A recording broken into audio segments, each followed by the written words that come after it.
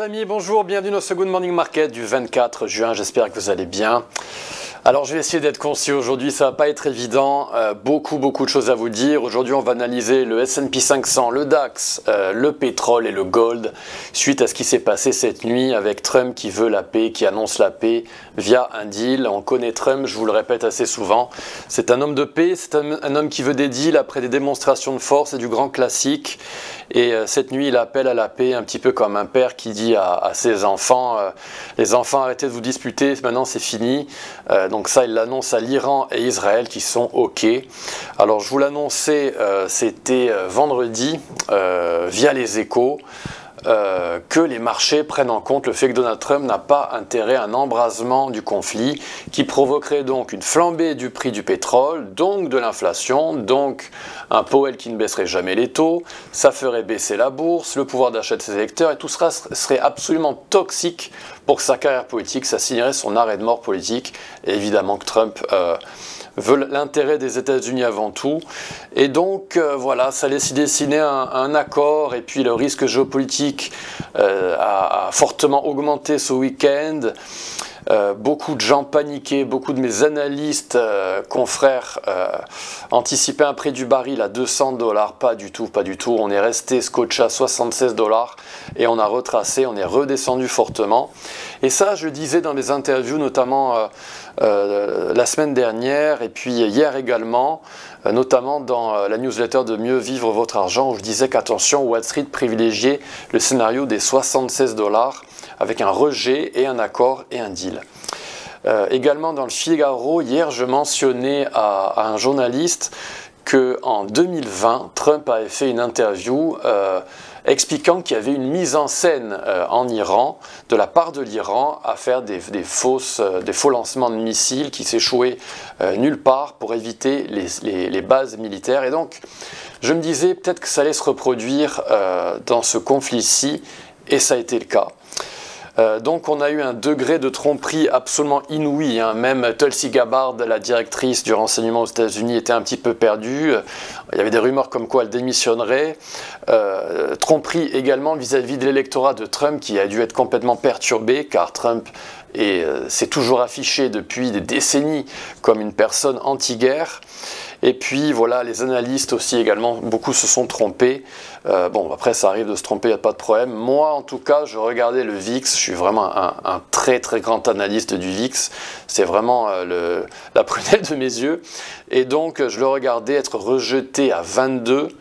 23,7 c'était la résistance à ne surtout pas franchir, et là on s'oriente vers 15,7. Donc on a vraiment une détente et tout est positif donc pour les marchés. Très important, qu'est-ce que vous pouvez retenir de tout ce bruit, cet événement? Leçon numéro 1, concentrez-vous sur les maths avant tout. Concentrez-vous sur votre méthode, évitez le bruit médiatique. Deuxième leçon que vous devez retenir, c'est que le consensus a toujours tort. J'avais fait un petit sondage la semaine dernière. Pensez-vous qu'un accord de paix soit encore possible entre les États-Unis et l'Iran? Vous étiez 62% à me dire que non, et dans le camp du oui qui m'incluait, on était seulement 38%. Souvenez-vous, le consensus a toujours tort, soyez contrariens. Donc dans l'ensemble, le dollar n'a pas été renforcé, le pétrole a chuté, on va en parler tout à l'heure, et donc cet accord s'est dessiné petit à petit avec un tweet, quelques posts de Trump sur Truth Social, où il disait au département d'énergie, drill baby drill, faites baisser le prix du pétrole parce que le pétrole peut être toxique pour l'inflation. Et donc le scénario absolument sombre, noir, une troisième guerre mondiale, un prix du pétrole qui partirait à la hausse en explosion vers les 170 $, voire 200 $, eh bien ce scénario n'a pas été du tout privilégié par Wall Street, qui, je vous le répète, adore jouer à se faire peur. Et la bourse avait déjà joué à se faire peur avec l'épisode des taxes douanières, la guerre commerciale. Et donc là, par contre, Wall Street n'est pas tombé dans le panneau.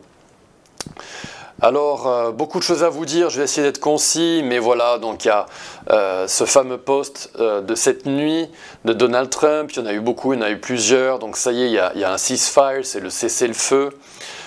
Trump dit impérativement de respecter ce cessez-le-feu. Il prend vraiment les choses en main en tant que leader du monde et patriote américain en même temps. Côté calendrier du jour, chers amis, nous avons aujourd'hui des banquiers centraux qui vont parler, mais on va surtout être pris par l'euphorie à Wall Street et dans la hausse des indices. Alors dans les contrats à terme ce matin, on est à plus 0,85% dans le S&P, plus 1,2% dans le Nasdaq. Hier, le S&P et le Nasdaq ont tous les deux progressé de 1%. Et aujourd'hui, on a à 16h Powell qui parle devant le Congrès. Et d'ailleurs, Trump n'a pas attendu pour lui poster un petit post, comme il en a l'habitude, un petit post agressif vis-à-vis de Jerome Powell pour qu'il baisse les taux. Et donc on va analyser, chers amis, aujourd'hui les indices américains, le pétrole et le gold. On va regarder également ce qu'a fait le DAX par rapport à ce qui s'est passé cette nuit. Alors, félicitations, hein, vraiment félicitations à tous ceux qui ont pris ces trades dans le GMM, tous ces setups que je vous ai proposés dans l'analyse matinale et sur mon compte X et dans l'analyse que vous recevez via Xstation mais par email. Donc je vais vous mettre ça en plein écran. On a eu ce setup en premier avec cette Golden Zone qui avait été visitée dans le cadre d'un mouvement mesuré haussier. Si vous ne savez pas ce qu'est un mouvement mesuré haussier, je vous invite à visionner la vidéo du 24 décembre car je vous explique tout cela en détail. Également sur la chaîne YouTube France, il y a une playlist qui s'appelle Formation où vous avez tout en détail concernant les mouvements mesurés, des exemples. Donc mon mouvement mesuré aussi est parfaitement tradé. Et puis par la suite, on a une extension que je vous ai proposée en plan de trading également avec le retracement des 38% qui avait été parfaitement atteint. Donc ici, on est dans le Nasdaq, cible atteinte. Donc ce setup, je vous l'ai proposé si je ne me trompe pas. Par contre, je ne me trompe sûrement pas. Certainement pas, je vous ai proposé ce setup également dans le S&P 500. Donc, des mouvements mesurés qui ont été tradés, une extension qui a enfin été tradée dans le S&P 500, car contrairement au Nasdaq, on n'avait pas atteint la cible et on était en train de faire un biseau haussier qui généralement est une pattern de retournement. Et c'est mieux d'atteindre une cible parce que si on l'évite, eh bien ça veut dire qu'on va repartir à la baisse d'autant plus fortement. Donc voilà, des cibles atteintes dans le Nasdaq et surtout dans le S&P 500, donc c'est une très très bonne nouvelle. On est peut-être en train de casser ce biseau haussier à la hausse pour reprendre la tendance haussière en période H4.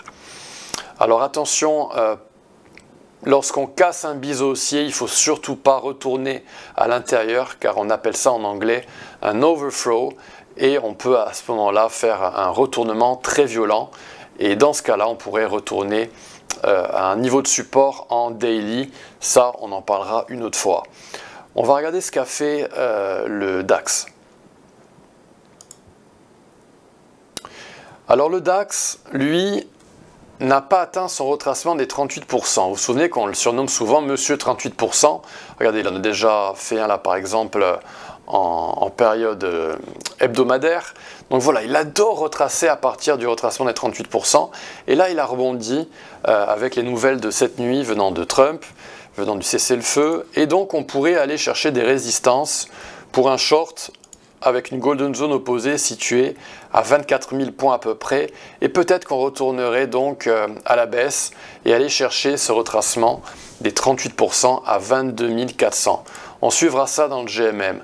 Concernant le CAC 40, lui, il a frôlé le retracement des 38% et affiche donc un joli gap haussier au sein de ce mouvement mesuré haussier en période journalière.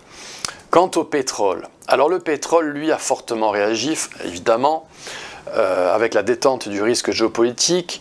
Nous, on avait un plan de trading pour trader une vague 5 qui n'est pas venue. On a cassé les prix à la baisse, on a cassé cette boîte verte à la baisse pour aller chercher des stop-loss. J'avais proposé ce trade avec un achat en market, c'était aux alentours du retracement des 38% pour cette extension. On était venu chercher la Golden Zone, on avait rebondi et puis on a fait un double top et on s'est ratatiné avec la news de cette nuit. Alors le pétrole est pour moi, d'après moi, l'instrument le plus délicat à trader car il est lié à l'économie, il est lié à de l'événementiel, donc il est lié à des annonces de l'OPEP par exemple, avec un risque géopolitique qui peut le perturber, et ça a été le cas cette nuit avec l'annonce du cessez-le-feu. On est venu tout casser à la baisse. Donc ça arrive de prendre des stop-loss. Si vous avez pris ce stop-loss, ça fait partie de la vie d'un trader. L'essentiel est d'avoir un bon success ratio et d'avoir de bons trades et de répéter ces trades, de dénicher ces setups qui fonctionnent pour vous. Et donc ici, avec les vagues d'Elliott, ce n'est pas une structure impulsive qu'on a eue, c'était en fait une structure en forme d'ABC en 3 vagues. Et ça sous-entend que le pétrole va retourner chercher les 60 $, peut-être même en dessous. Donc ça, on l'étudiera avec les vagues d'Elliott sur une période plus haute. Concernant le gold, alors, le gold est dans une situation particulière. Je vous invite à revisionner la vidéo de la semaine dernière. On est en train de revisiter cette bande verte, ce support horizontal dans le RSI en période H4. On pourrait rebondir avec une divergence qui pour l'instant est en train d'être annulée, mais attention, la clôture n'est pas effective. Et on pourrait rebondir à partir de cette golden zone en H4 au sein d'un mouvement mesuré haussier numéro 2. Donc je vais me mettre avec le prix en full, voilà. Donc actuellement on est dans la golden zone en période H4 pour ce mouvement mesuré numéro 2.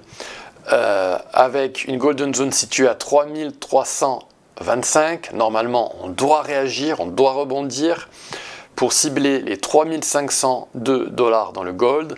Attention cependant, si l'euphorie à Wall Street continuait cette semaine, si le VIX continuait de baisser, le gold pourrait peut-être casser cette golden zone et aller chercher cette boîte verte de support située en dessous, dans le cadre d'un triangle. Souvenez-vous, je vous ai parlé d'un scénario de triangle avec les vagues d'Elliott dans la vidéo de la semaine dernière. Et on pourrait alors chercher ce niveau de support situé entre 3287 et 3247. Pour cela, il faudra donc casser ce niveau de support clé en H4 situé aux alentours des 3320 $. À suivre. Donc voilà, chers amis, j'ai essayé d'être court dans cette vidéo. Demain on ira peut-être plus en détail. J'analyserai un actif pour vous qui sera voté sur mon compte X. Donc allez sur mon compte X, le nom de ma page c'est Antoine XTB. Je vais mettre le petit sondage ce matin sur mon compte X pour que vous puissiez définir l'actif que j'analyserai demain. Peut-être que j'en analyserai 2. Donc voilà, chers amis, ce que je pouvais vous dire ce matin concernant tous ces événements. Ça a été absolument dingue ce week-end et cette nuit. Je vous souhaite une très très belle journée. Je vous donne rendez-vous demain pour un autre Good Morning Market. Si vous avez aimé cette vidéo, merci de la liker, merci de la partager avec des amis. Et je vous souhaite une très très belle journée. À bientôt, au revoir.